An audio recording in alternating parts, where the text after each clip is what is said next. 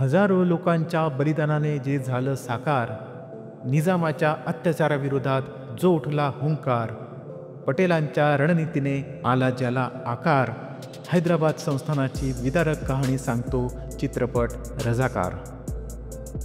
नमस्कार मित्र हो, काही दिवसांपूर्वी आहा नावाच्या OTTवर रजाकार नावाचा हिंदी चित्रपट रिलीज झाला. आहा नावाचं OTT ॲप आहे हे मला ह्या चित्रपटाच्या निमित्ताने समजलं. ह्या चित्रपटात मुख्य भूमिकेत आहेत मकरंद देशपांडे, राज अर्जुन आणि तेज सप्रू.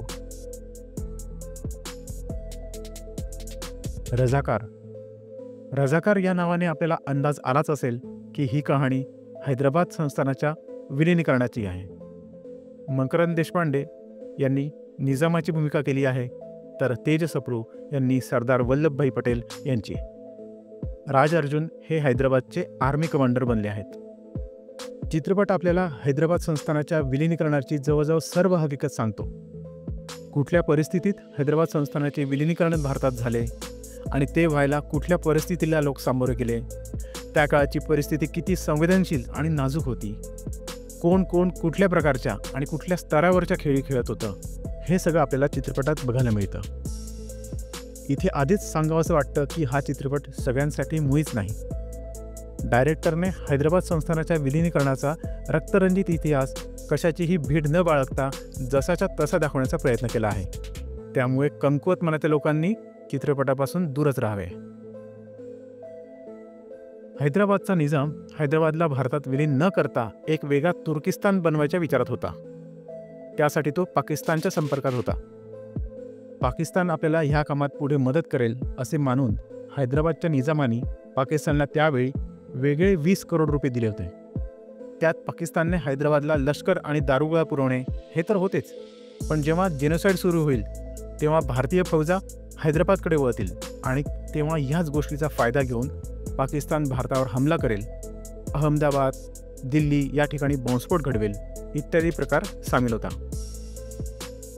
हे सर्व प्रकार पटेलांनी कसे हाणून पाडले ते या चित्रपटात दाखवले आहे.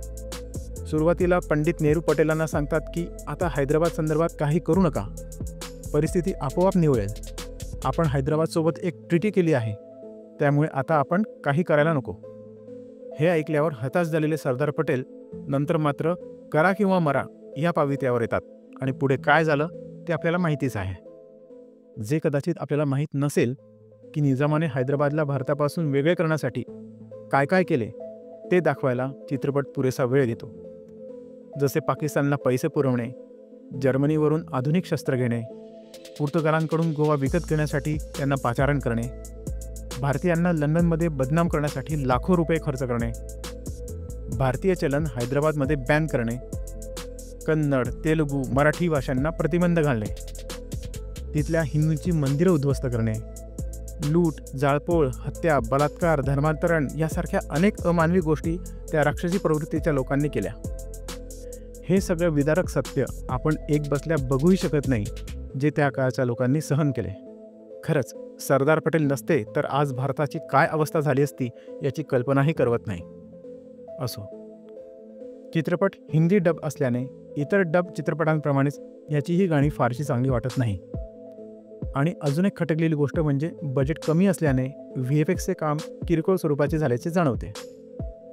बाकी सर्व कलाकारांची ॲक्टिंग उत्तम झाली आहे. मी या चित्रपटाला नक्कीच रेकमेंड करेल. त्यानिमित्ताने आपली इतिहासाची उजळणी होईल.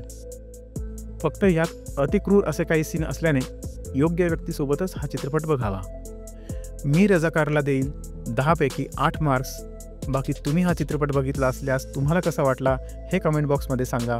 रिव्ह्यू आवडला असल्यास चॅनलला लाईक करा, शेअर करा, सबस्क्राईब करा. धन्यवाद.